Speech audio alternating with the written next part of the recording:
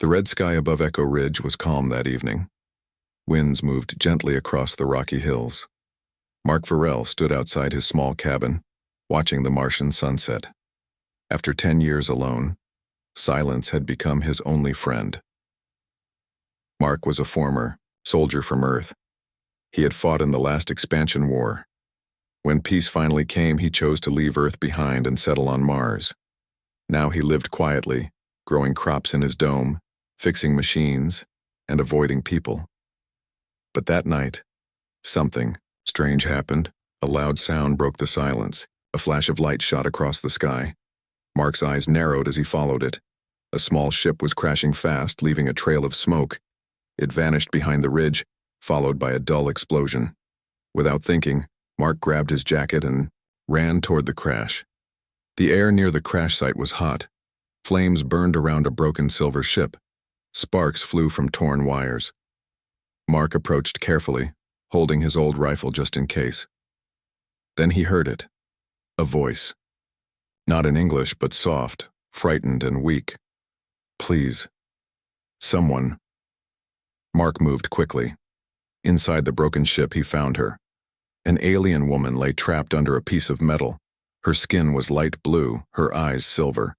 She wore a thin robe, torn at the shoulder. Her face was bruised but calm. Beside her, 2 small children, one girl, one boy, held on to each other. Their big eyes stared at Mark. He lowered his rifle. "It's okay," he said. "I'm not here to hurt you."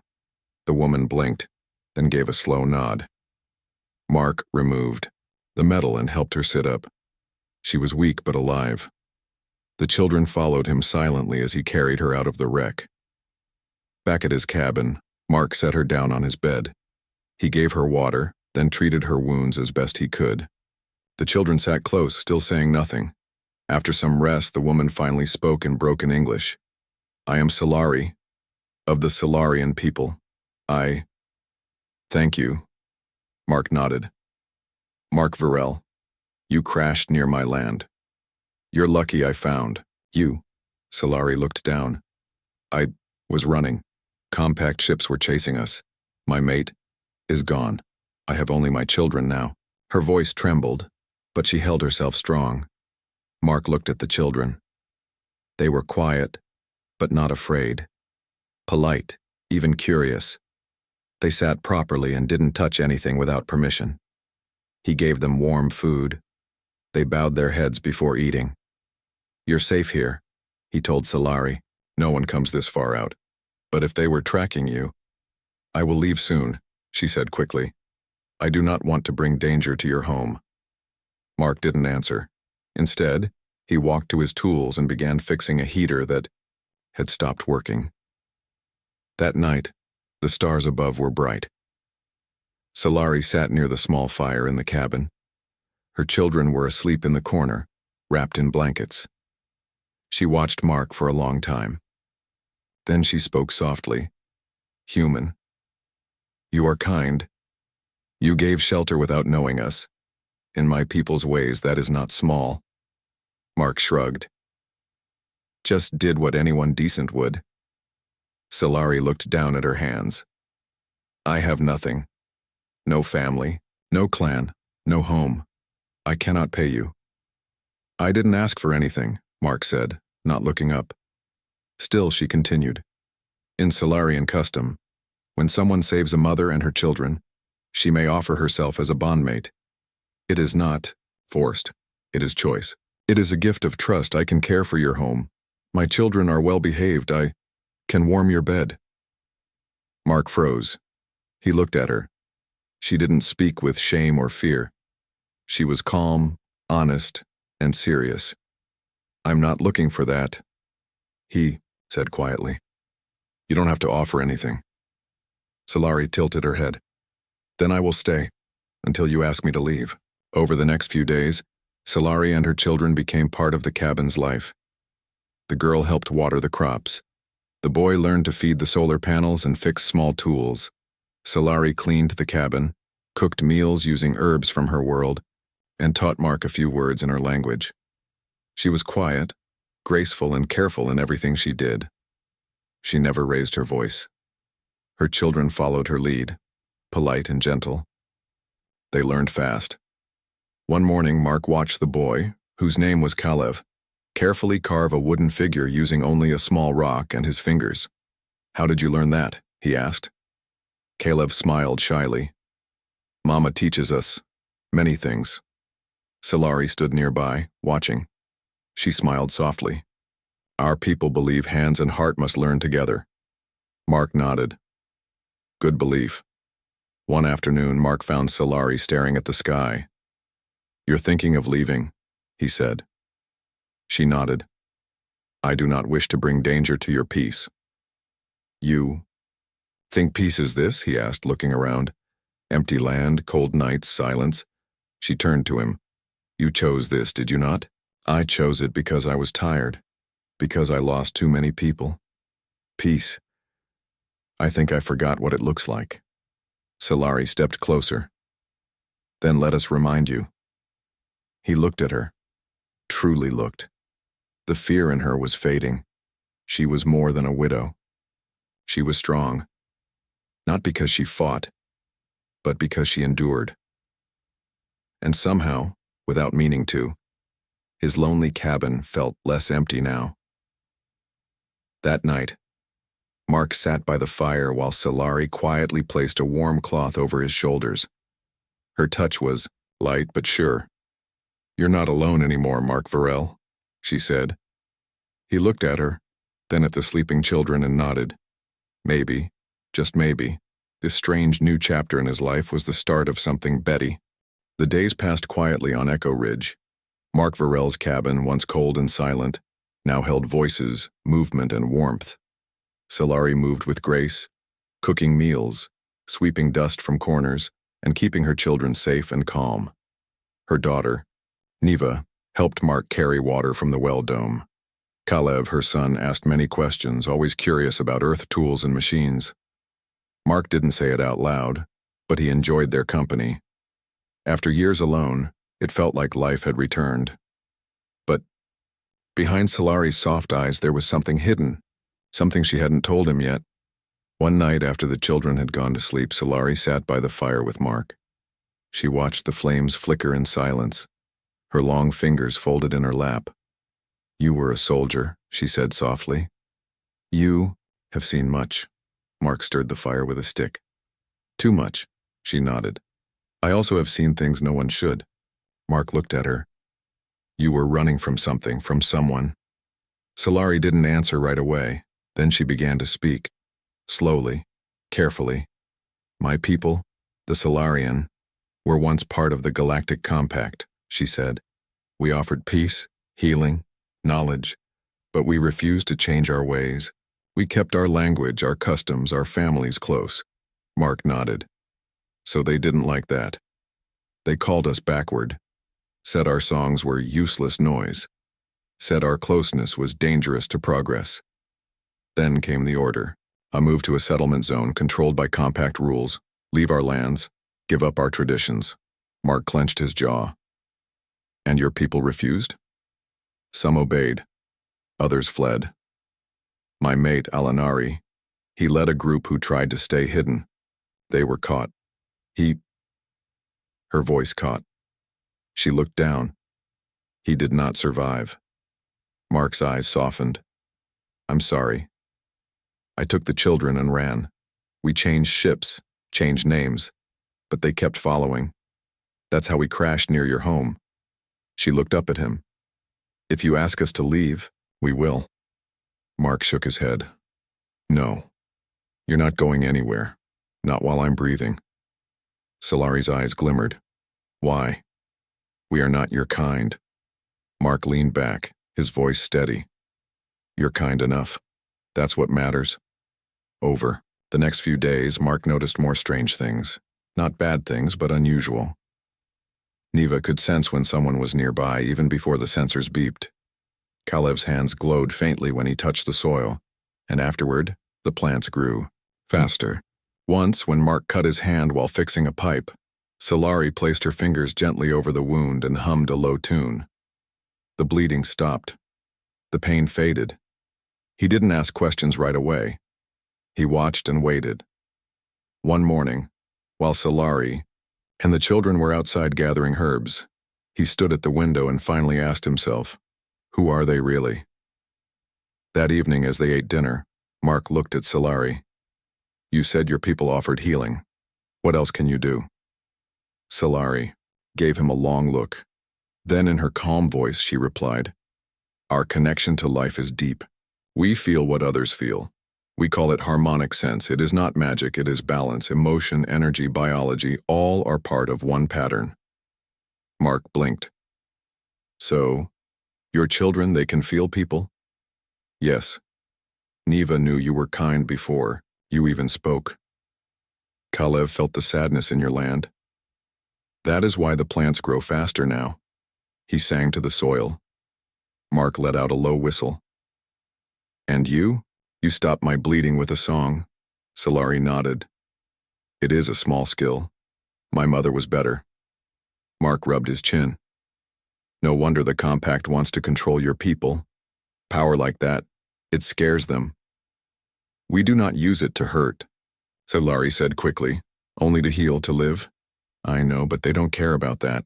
Later that night, Mark sat by himself under the stars thinking. He had seen war. He had seen people fight over land, resources, even ideas. But this was different. Solari and her children weren't warriors. They were gentle, respectful, and yet more powerful than anyone knew. Mark looked up at the stars. Somewhere out there, compact ships were searching for them. He made a decision. The next morning, he took Solari to his storage shed. Inside, covered by old tarps, was a small scout drone. It hadn't flown in years. We're going to see what the compact is doing, he said. Solari watched silently as he opened the drone's panel and began repairs. Within hours, the drone was ready. Mark launched it into the sky, guiding it with a control pad. By evening, the drone returned. Its camera showed something that made Mark's heart sink, a compact beacon tower set up just 50 miles away. They were scanning the region. They're close, Mark said. And they're not just looking, they're hunting. Solari's face was calm, but her hands trembled. They always come with smiles first, then chains. That night, Mark prepared. Supplies, food, tools, weapons. He didn't want to fight, but he knew how to survive one. Solari sat nearby, watching him. You are risking everything, she said. For people not your own. Mark looked at her. You said something when you first came here. You offered to be part of my life, to share your warmth. Your children have made this place feel alive again. He paused. I didn't understand your offer before, I do now. You weren't begging, you were giving trust, that means something. Solari's voice was soft. Does that mean you accept? Mark gave a small smile. I accept more than that. I accept you. All of you. You're not just guests now. You're family. Solari didn't cry. Her people didn't show emotions that way. But she placed her hand gently on his, and her silence said everything. The next day, Mark began teaching the children how to use the land for hiding, how to send false signals, how to read the sky for incoming ships. They learned fast. That night, as they sat around the fire, Solari sang a song in her language. It was low and slow, full of warmth. What's it about? Mark asked. It is about roots, she said. Even when a tree is cut down, its roots remember where home was. Mark looked around at the cabin, the tools, the children, the fire. Maybe, he thought, this was what home finally felt like. The wind howled across Echo Ridge. Dust danced in the orange light of Mars's twin moons. Inside Mark Varel's cabin, the air was quiet, but something heavy hung between Mark and Solari. It was not fear, not anymore. It was something deeper. A silent understanding, slowly becoming something more. Solari stood by the window, her silver eyes watching the stars. Her children were asleep. Mark sat at the table, checking the drone's footage from earlier that evening. More movement, he said. The compact scout team is setting up a base closer. They'll be here soon. Solari didn't speak for a moment. Then she turned. We can leave. Mark looked up sharply. You want to run again? I want to protect my children, she said softly. If they catch us, they won't show kindness. They will separate us. Mark stood up. And you think I'll let that happen? I do not want you to suffer for us, Mark Varel. You already gave us shelter, that is enough. He walked toward her. Enough for who? For someone who saved my life in more ways than one? Celery lowered her gaze. Then let me stay, not as your guest, but as your own. Mark blinked. Your own? In my people's way, she said slowly. When two choose each other for life, they form a pact. It is not about power or property. It is about standing together. It is a bond of fire and flesh. A promise. She stepped closer. When I first offered myself, I did not fully know your ways. I thought you might take kindness as trade. Now I understand. You saved us not for reward, but because your heart is strong. That is rare. Mark swallowed hard. So what happens in this pact of yours? Solari smiled gently. We speak the words. We share a flame. We touch hands. The bond grows stronger each day. It is a joining of paths. And if danger comes, we do not run alone. Mark looked at her. He thought of his quiet cabin, his long days of silence, his years of feeling like a ghost. Since Solari and the children arrived, everything had changed. The silence had become music. The dust had become color. He didn't feel like a ghost anymore. He felt alive. He reached out and took her hand. Then let's speak the words. That night they stood under the Martian sky. A small fire burned between them. Solari's children watched quietly, sitting beside the house. Solari spoke first, in her own language. Her voice was like a song, soft and deep. Mark didn't understand the words, but he felt their meaning. Then she looked at him. You may speak your promise in your way. Mark took a breath. I don't have the same kind of words. But I promise this. I won't leave you. I won't let them take you. You and the kids. You're my family now. And I'll stand with you. They touched hands above the fire. A small spark of light passed between them. Solari's eyes widened slightly, but she smiled. It is done, she whispered. We are bonded. The next morning, something felt different. Not in a strange way, but in a strong one. Mark noticed it first when he touched the soil near his crops. It felt warmer, lighter. He looked at his hands, and for a brief second he saw a soft glow. The same glow he had seen in Kalev's hands. He stepped back, surprised. Solari approached him, holding a small basket of herbs. You are feeling the bond, she said calmly. Your spirit and mine are now in tune. The land responds to you more. Mark chuckled. Well, that's new. She looked serious. It also means that if harm comes to me, you may feel it. The same is true for me. This is why the pact is sacred. He nodded. I understand. Later that day, Mark and Solari trained in the canyon below the ridge. He showed her how to set traps, how to aim a simple plasma tool, how to signal using mirrors. In return, Solari taught him to move with silence, to listen to the land, and to speak with calm, even in danger. Her way was not to fight first, but to protect first, and fight only when needed. The children watched and learned too. Neva learned to set up sensor jammers. Kalev learned to climb and hide, his light steps barely making a sound. Mark was impressed. They're naturals, Solari smiled. They are Solarian. We are born to adapt. That evening, the drone picked up something new. A compact envoy ship had landed nearby. Not soldiers this time. A diplomatic team.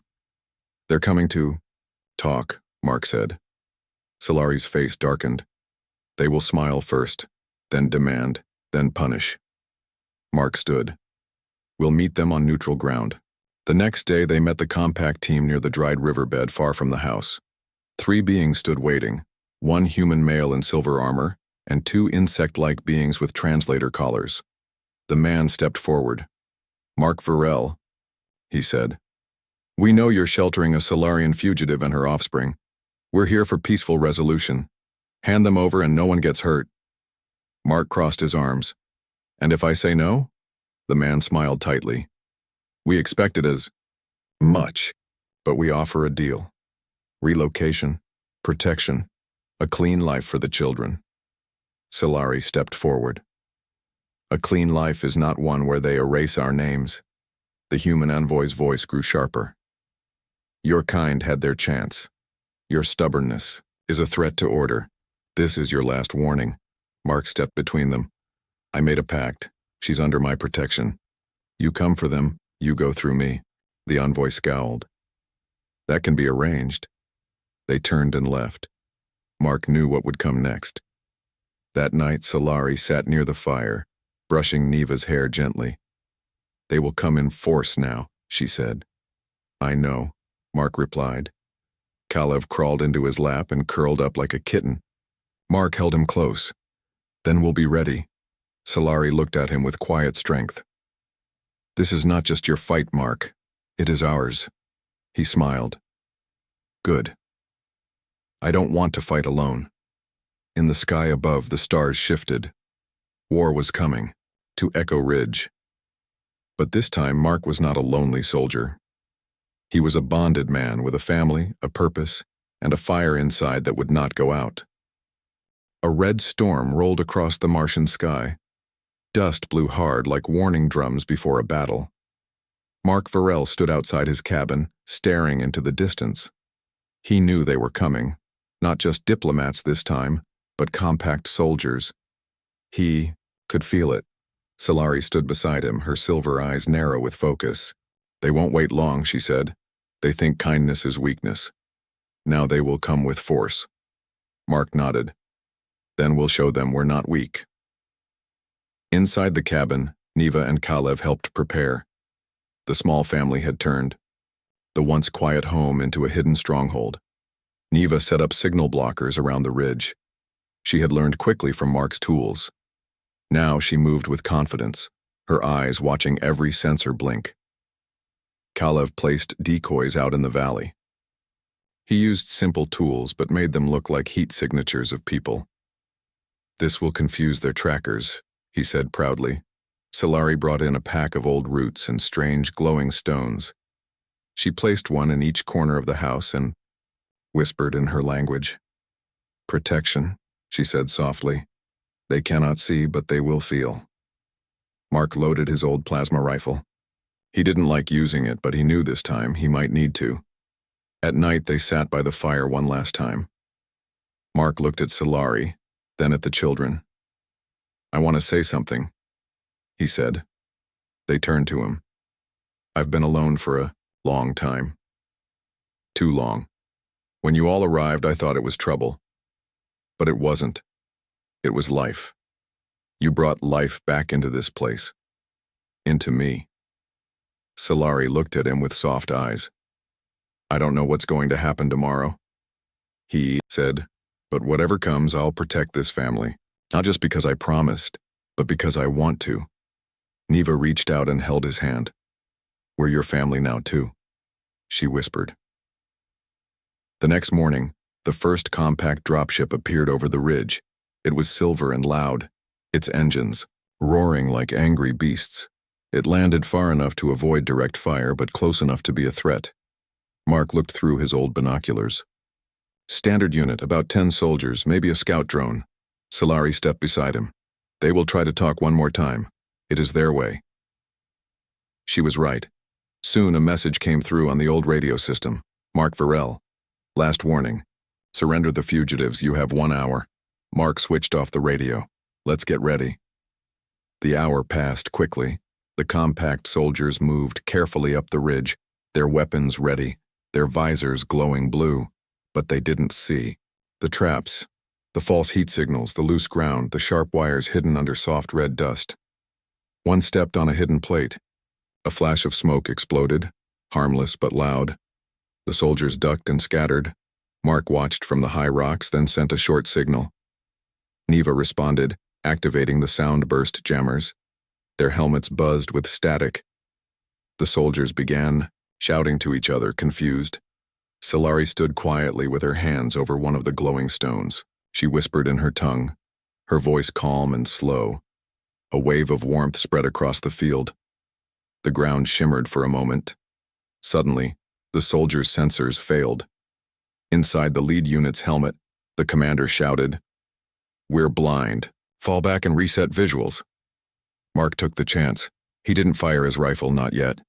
Instead, he sent a second drone to fly over and flash coded lights.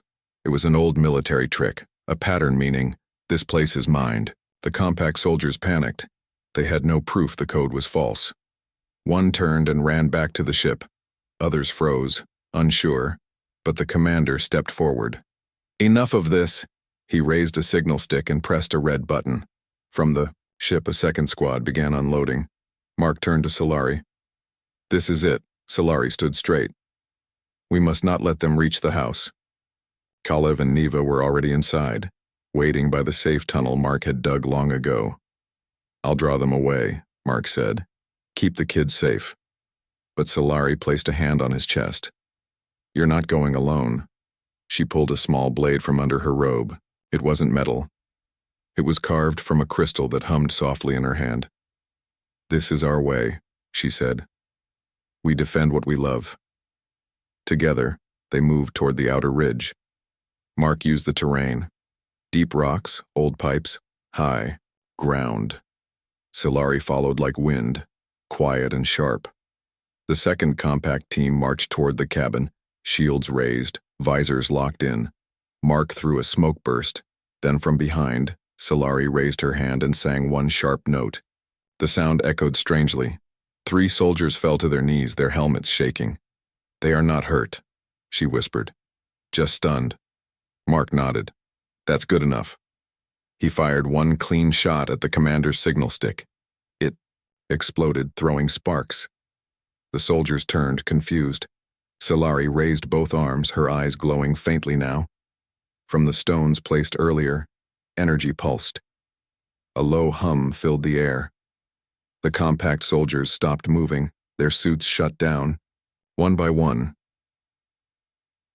Back at the cabin, Neva watched the field through the small screen. "Mama and Mark are holding them," Kalev smiled. "We're winning." Suddenly the screen flashed. A third ship appeared, sleek, black, and fast. Scifi's face darkened. "That is not a troop ship. That is a hunter." Mark cursed. They called in a private enforcer. Hunter-class ships were silent, deadly, and had no interest in diplomacy. Scifi grabbed the children. "To the tunnel now." Mark stayed behind. "I'll delay them." But Neva pulled his sleeve. "You are not alone anymore."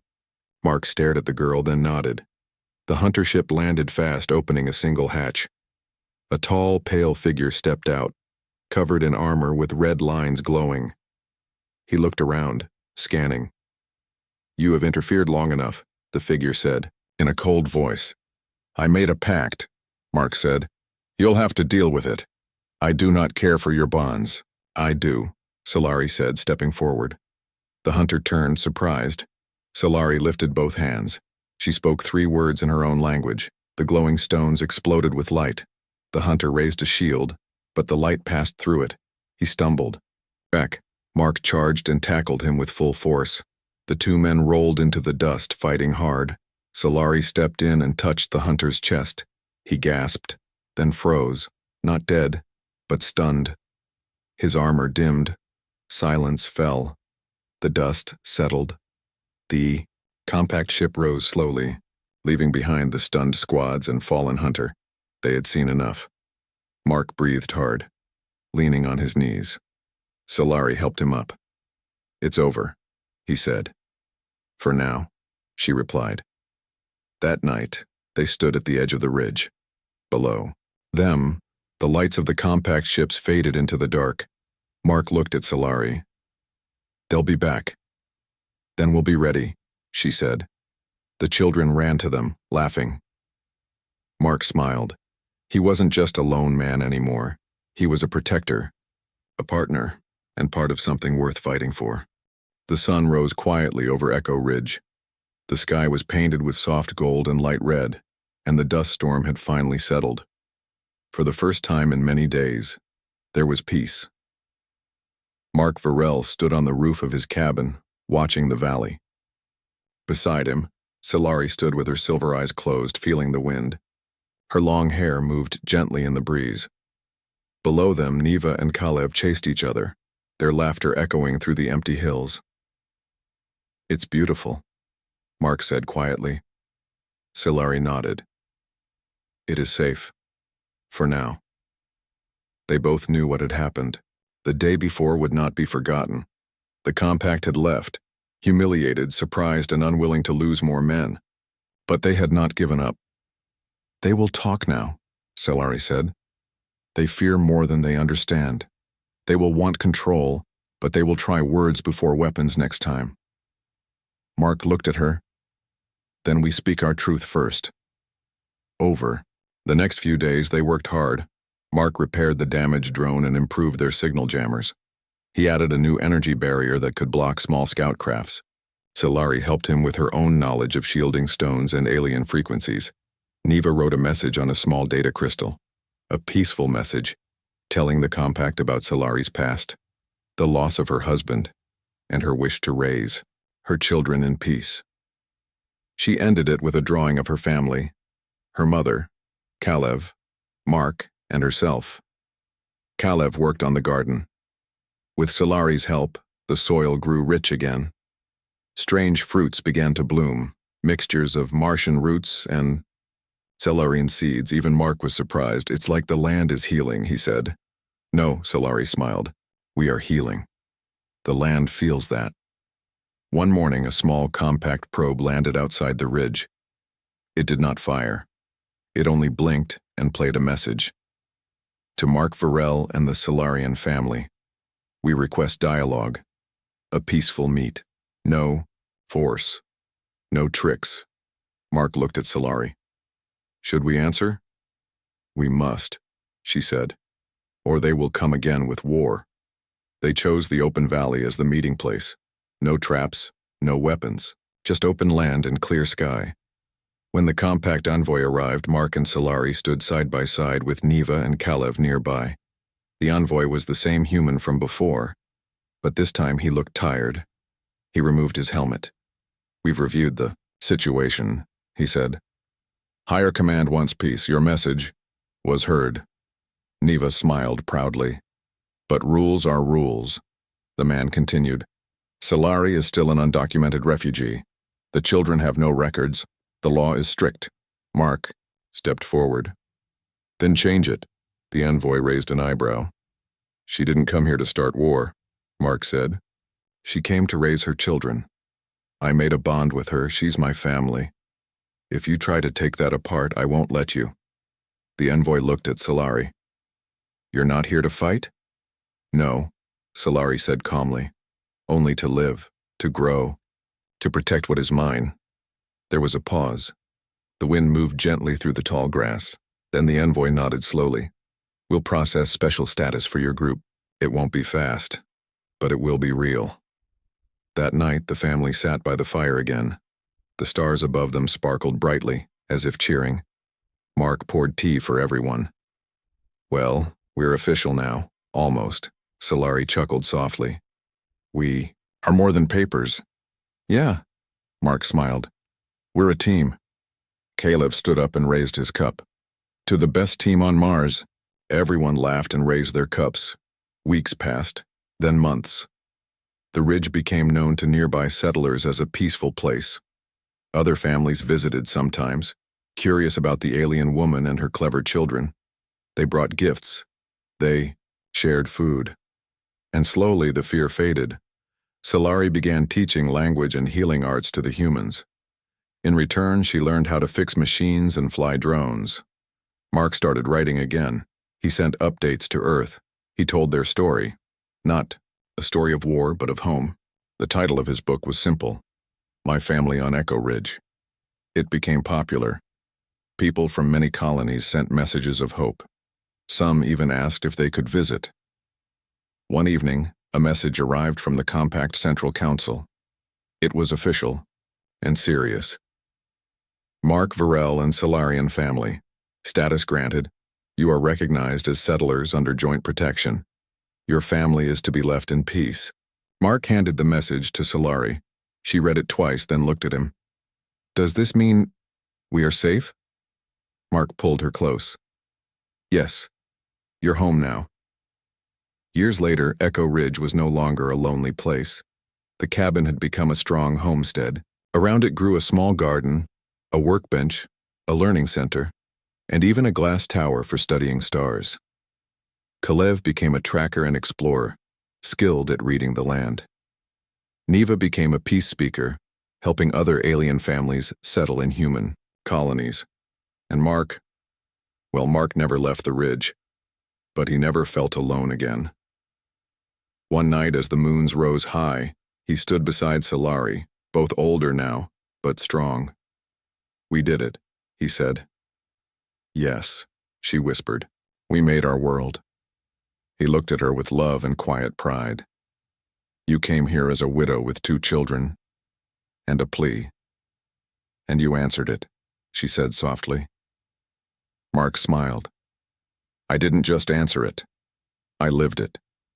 And so ends the tale of the human, the alien mother, and the bond that lit a fire on Echo Ridge.